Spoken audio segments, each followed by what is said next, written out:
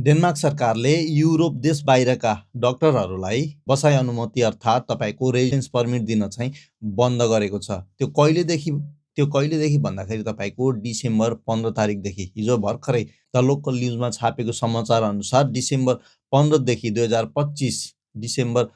2025देखि लिएर डिसेम्बर 31 2026 डिसेम्बरसम्म अब कुनै पनि डाक्टरहरूले जो युरोप बाहिरका छन् उनीहरूले रेजिडेन्स पर्मिटको लागि चाहिँ एप्लाई गर्न पाउने छैनन्। तबसम्मको लागि चाहिँ बन्द गरिएको कुरा न्यू इन डेनमार्कमा पनि स्पष्टसँग चाहिँ जानकारी दिएको छ। माथि देख्न सक्नुहुन्छ, यो चाहिँ न्यू इन डेनमार्कको पेजबाट मैले चाहिँ लिएको कुरा हो। सरकारले यु बाहिरका डाक्टरहरूलाई कोटा चाहिँ 0 तोकिएको छ, जसको मतलब 2026 डिसेम्बर 31 सम्म यु बाहिरका नयाँ डाक्टरहरूलाई यो प्रणाली अन्तर्गत अनुमति दिइने छैन भनेर भनेको छ। तर जो डाक्टरहरू डेनमार्क आएर काम गरिसकेका छन् उनीहरूको हकमा चाहिँ यो लागू हुने छैन र उनीहरूले आफ्नो बसाइ अनुमति पनि लम्ब्याउन सक्नेछन् भनेर स्पष्टसँग न्यू इन डेनमार्क लगायतको लोकल न्युज डेनमार्कमा चाहिँ समाचार आएको छ। त्यसैले छोटकरीमा भनौँ, अहिलेको लागि डेनमार्क सरकारले बाहिरी देशका डाक्टरहरूको लागि आवेदन चाहिँ बन्द गरेको अवस्था छ। डिसेम्बर